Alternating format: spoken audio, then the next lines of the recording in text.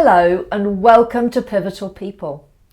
Today we're going to be speaking to Greg Allan. Greg is Head of Independent Healthcare and Corporate Partner at Birketts. Hello Greg, thank you very much for joining us today at Pivotal People. Thank you very much. And we want to find all about you and what has got you to the point where you are now. People are really interested to know how you got to that position. So can you take me back to your childhood and your growing up, and first of all take me to how you got to be a lawyer?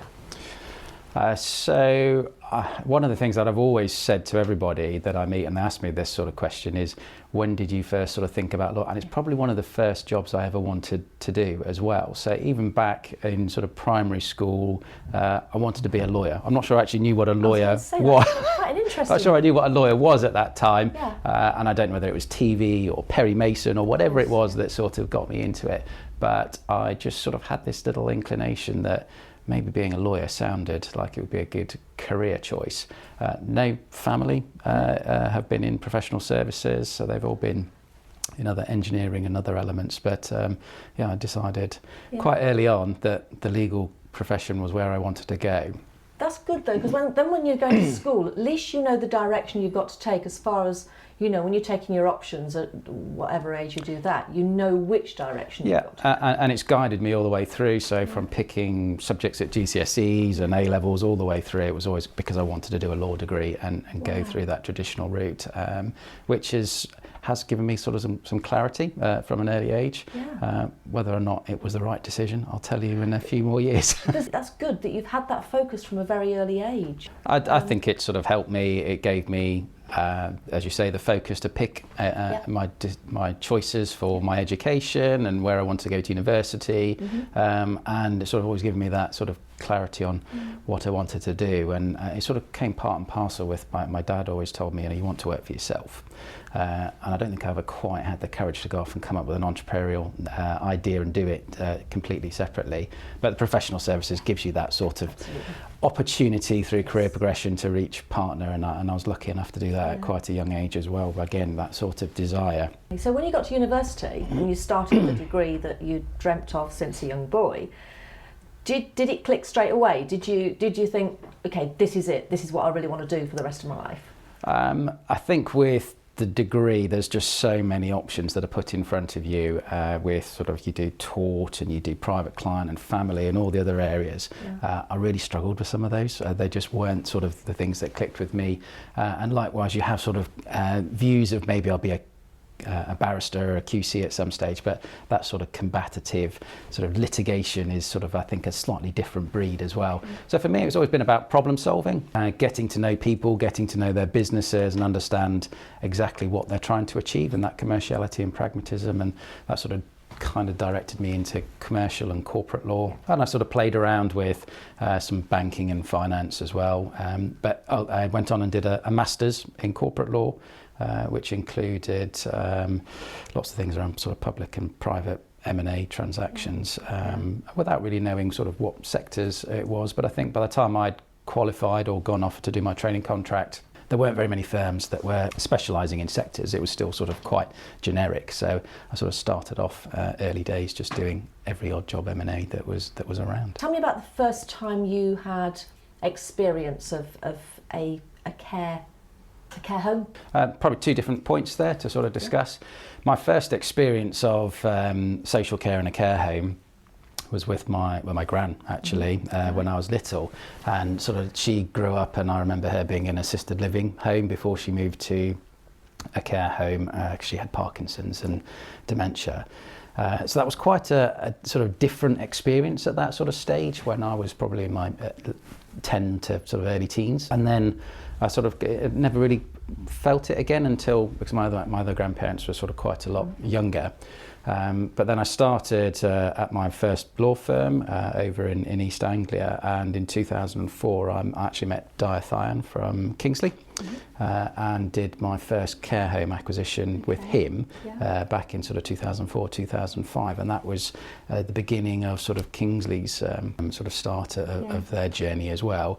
And I really just got hooked with it. I just enjoyed working with him, and then did a number of other transactions with other operators that were sort of local, just transacting care homes, and just sort of found it a really nice sector to work in. Good people. The people are good, they're caring businesses.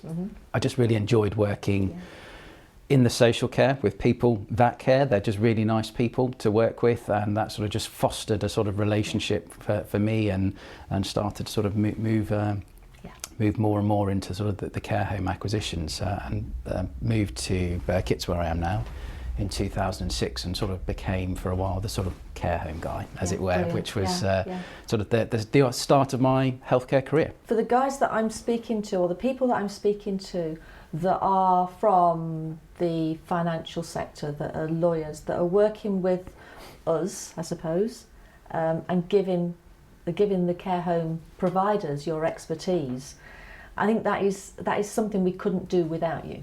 You know, we couldn't do without that expertise in the sector, and I think it's really valuable because it is so specialist. It is, and it's a really dynamic and complex area of law. You've got so many different facets to it. When you look at the sort of the regulatory, the employment, the immigration, the different types of property, and all the other areas that go with it, that's before you even start trying to transact a care home or kick one off. So there are so many different sort of facets. It just sort of gives you a really broad range of experience, and sort of so many things to sort of tackle that it just sort of keeps you on your toes. Yes, of course. And there's so much change as well in that regulation, both in terms of the governance around it, but also the regulatory forum as well. That it just sort of enables there to be quite a lot of legal work to be done, but also a lot of commercial and practical guidance, and need to understand what's happening in the sector rather than just sort of treat it like any other business. Can I just take you back to your grandmother that was in the care home?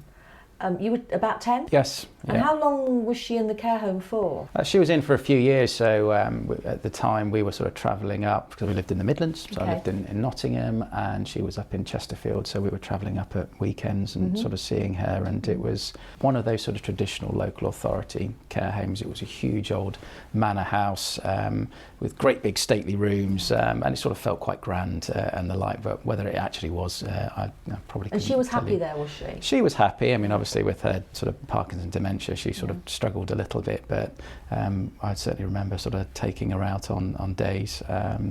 Sort of one horrible confession that I sort of often joke about is she liked to sort of play. I've got two younger brothers as well, and she used to try and do things with us. We ended up playing football once, and she was in her wheelchair, so we used her as a goalpost, which sort of looking back probably wasn't the sort of, but she enjoyed it. I bet she loved it. I bet she loved it. And there weren't any in off the post, so that's fantastic. That was fine. That's brilliant. Yeah, lovely story. I think it is for children having that experience at that sort of age of, you know, this is life.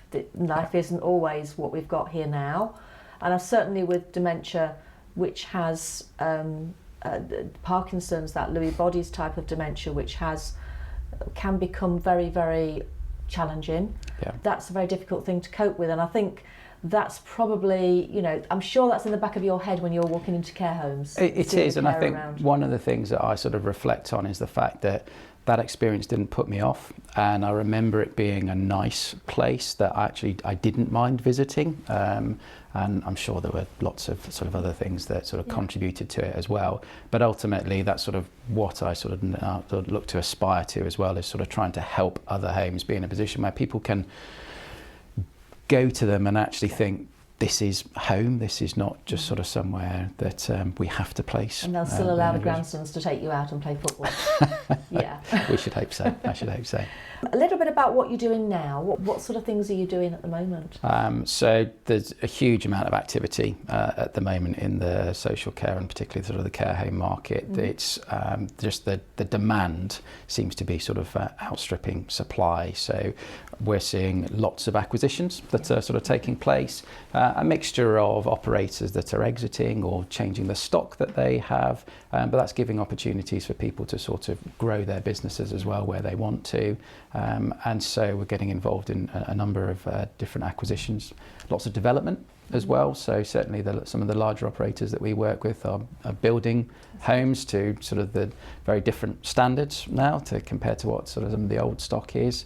But lots of planning and reorganisation as well. So I've been involved in a number of demergers as well, which are sort of separating out groups and getting them sort of fit for purpose, and handover, particularly as I think what we have started to see is that transition of leadership to some extent, with sort of the younger age group coming through, taking on homes, whether that be children or people that are looking at management teams to take retirement sales out as well. So, and with changes with tax, that sort of accelerated some of those as well. So certainly there was quite a lot taking place before the budget in November, and with April sort of tax changes as well, certainly around some of the CGT rates. It's going to be quite a challenge for those providers going forward, isn't it? It is, and I think bigger squeeze than ever. I think one of the other things that, when you look at sort of the NI increases as well, that's going to have a huge impact on the sort of funding, and yes, of course, the local authority funding and resident fees and private funding.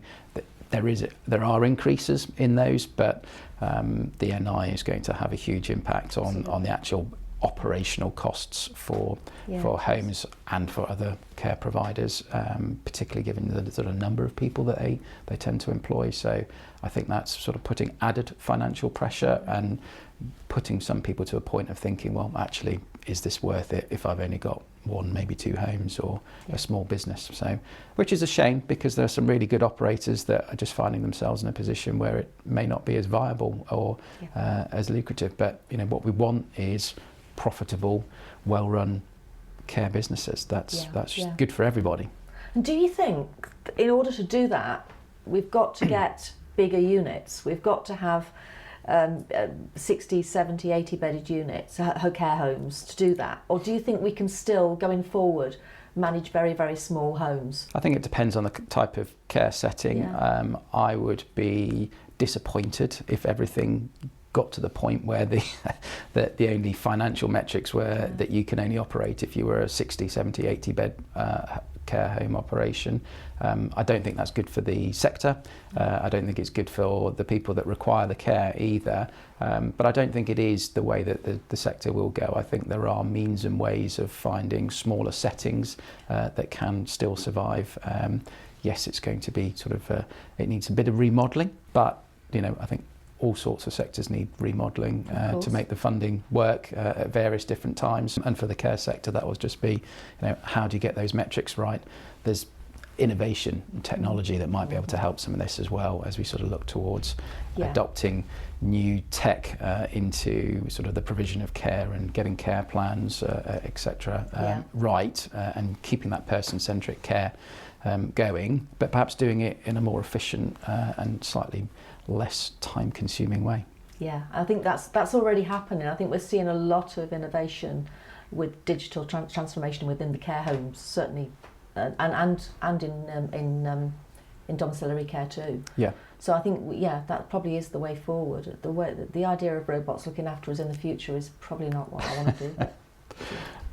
Okay, and a little bit about you now. What's your future? What's your dream for the future, and where would you like to be in the next 15 years? Other than closer to retirement, I think and I would really like to just sort of continue doing what I'm doing in the healthcare sector. It's something that I've really sort of spent the last sort of 3 to 5 years really trying to hone, focus and develop, and I'm really enjoying what I'm doing. It's really giving me the sort of inspiration to sort of crack on and keep finding new operators to work with, new people to network with, and I think it's really important that not just the lawyers but all of the advisors actually collaborate and work together, and I'd really like to sort of try and develop that more in terms of the network that I'm with, to find ways to help make sort of social care an easier access for the advisory that's needed, because I think it's only going to get more complicated and more regulated over the next sort of few years, but actually to help in the formation of that regulation would be good as well, to make it user friendly. I think one of the tricky things with any sort of regulation is often imposed from a third party, assuming it's the best way to sort of try and regulate or control or govern any particular business, without taking the sort of the stakeholders' sort of interests in early enough. And I think that's what I'd like to try and influence and change if we can, and hopefully continue to be a sort of a leader in the field, not just for my own sort of personal work, but actually recognition for doing more than just legal services. Really nice to know that you're going to be with us in the social care sector for a long time coming. And thank you very much on behalf of those providers. Thank you very much. Thank you. Thank you.